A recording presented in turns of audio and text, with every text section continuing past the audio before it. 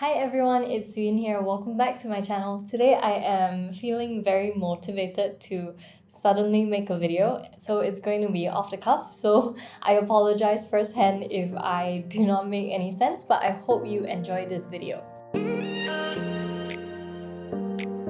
So today what's on my mind is actually side hustles. So I just posted a Instagram post on team main income versus team side hustle. So just check it out. It's right here. And it really is quite an interesting place to be right now for the context of how far I've come on this financial journey. So to give you a little bit of insight to this, I am actually the kind of person who never thought that I would have a side hustle.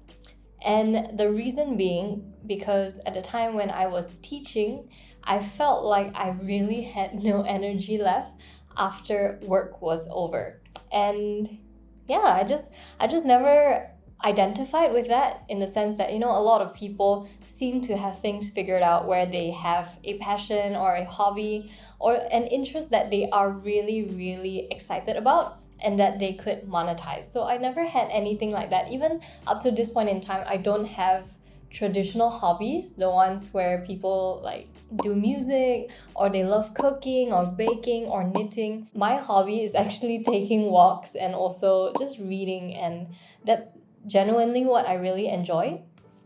I've tried to game, I've tried to get into board games. While they are fun, it's not my hobby. So yeah, I really thought that I wouldn't have a side hustle. One, because I had no energy after work, and two, because I didn't think I had interests that I could turn into a side hustle. And I guess it took me leaving teaching to gain that energy and also to gain that confidence that yes, I do have quite a fair few things that I am passionate about, mainly finance and education. And also, I guess, my outlook of life, where I truly believe that we need to be in the driver's seat so that we can navigate life on our own terms. And today I wanted to talk about side hustles because we're getting to a point in life, like in living in the 21st century, that our main incomes are not sufficient for us in terms of, conducting our lifestyle or the lifestyle that we actually want. And also, it's also insufficient for planning for our future, for retirement, for mini retirements. And yeah, that's why we have that whole FIRE movement, right? And I am the kind of person who really likes to identify with meaning let me repeat that, with meaning, and to do things simply because it leaves a positive impact on other people.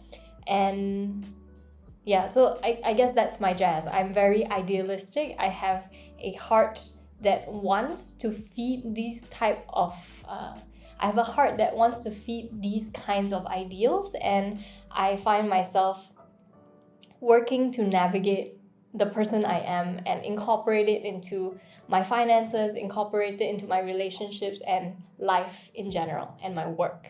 So yeah, side hustles. Today I have a few, and the most notable side hustle that I have right now is YouTube. And YouTube is a really funny thing for me because I started out YouTube simply because I miss teaching. I miss being able to impact people with co-learning.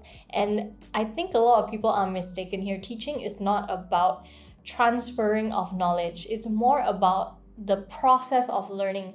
I found myself really enjoying the lessons of which I was helping my students understand the way I thought so that they too could formulate their own, I don't want to sound dramatic, but like neural pathways. So they could formulate their own thought processes and also incorporate a lot of kindness. That was something that I wanted to embody and to emulate so that my students could also have that in their lives. And I know it's not the priority in learning per se, and that's why I'm really frustrated, because it should be the priority. Learning should actually prepare students for life up ahead and not to pass exams and get into university so that they can get jobs. Learning is meant to be fun, and it's meant to be about discovery. And I think that's why we struggle so much by the time we hit adulthood and get into our respective jobs or forms of employment that we prefer. We struggle because I guess we were denied the love for curiosity and the simple pleasures of being wrong and being mistaken and making mistakes, because that is the whole point of learning. You're going to make mistakes and they're bound to happen. So I think we need to de-emphasize that in our education systems so that more people can actually discover what they truly are interested in and what they're passionate about and what they can do to make the world a better place, as cliche as it sounds. Okay, again, I digress. I am going back to talking about side hustles. So yes, YouTube is a very funny side hustle for me because I feel that it is something that I really enjoy and it doesn't feel like work most of the time. Don't get me wrong, it is quite tough work, especially for a person like me who's introverted and who really prioritizes spending good quality time with people. When you do content creation, your head is really busy, or at least my head becomes very busy with the mechanics of it all.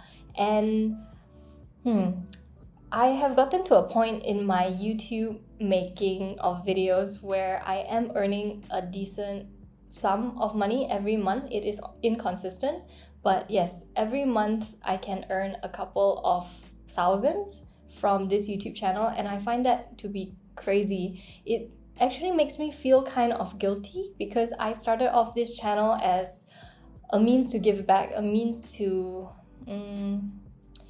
have impact, to help more people have this conversation of money and investing, and to normalize this and to share, just to share the journey of that which I'm on.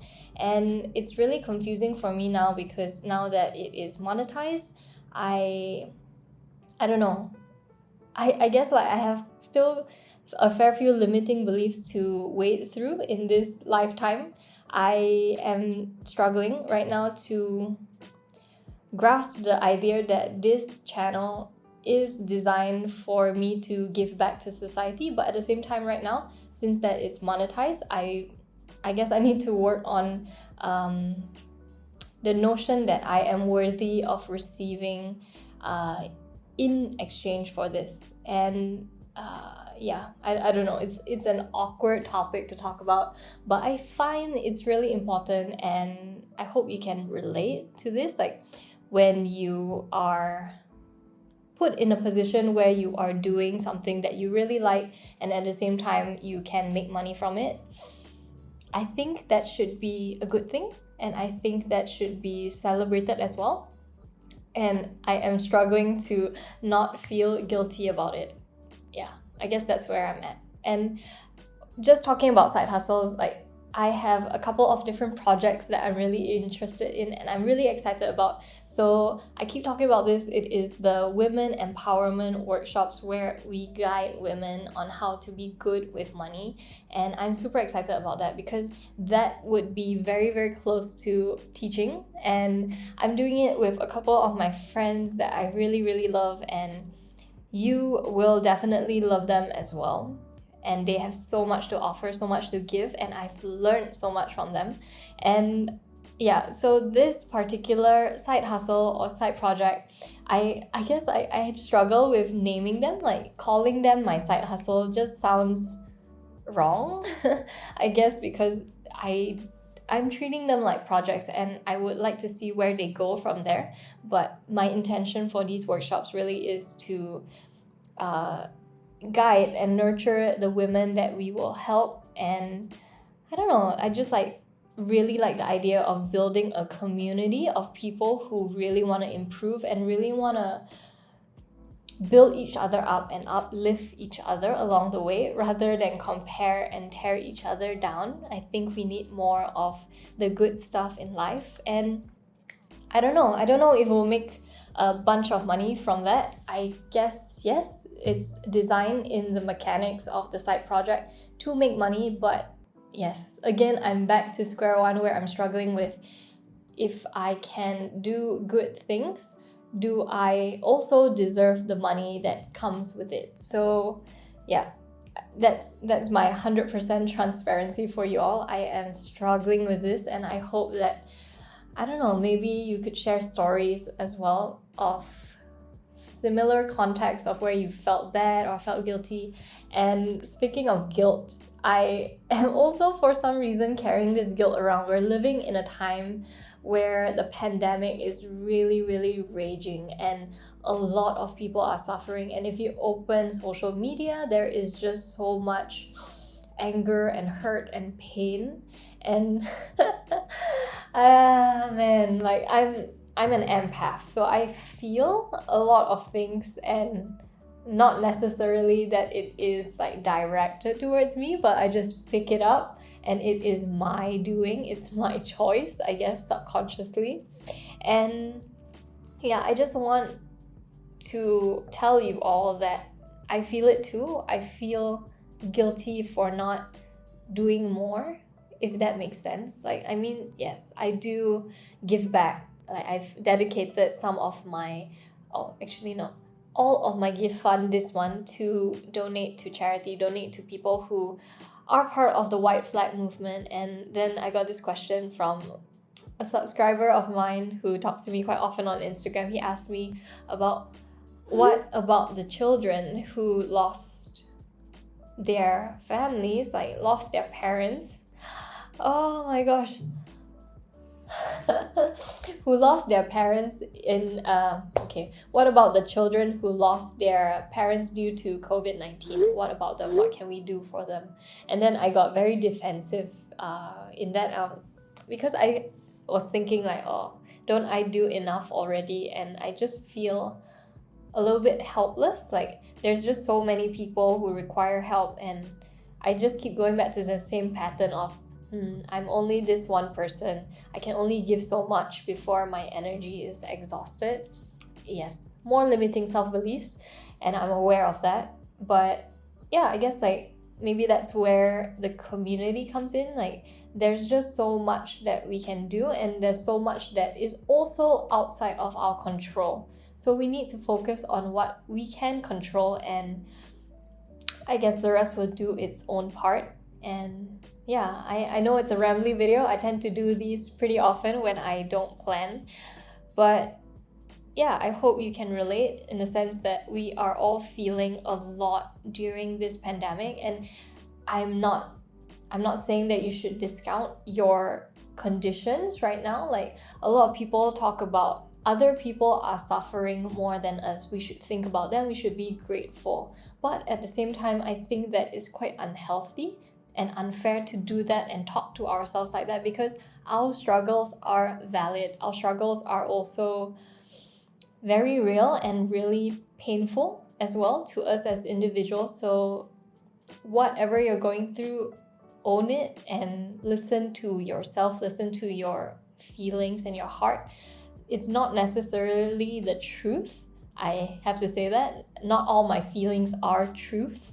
And yeah, it's okay to feel down. It's okay to feel like we are having a really hard time, even though there are people who have it worse off than us. It's not a competition for us to compare who's having it worse. And yeah, I guess like that's my public service announcement for today. It's okay to feel as though you're having a hard time without discounting other people's struggles as well. And don't discount your own struggles. So yeah, I don't know how we got from side hustles to our feelings, but yeah, I think it's really all interrelated, and I really invite you to journey on with me as I continue on this financial journey, learning about investing, learning about earning money, and how to master saving and spending as well.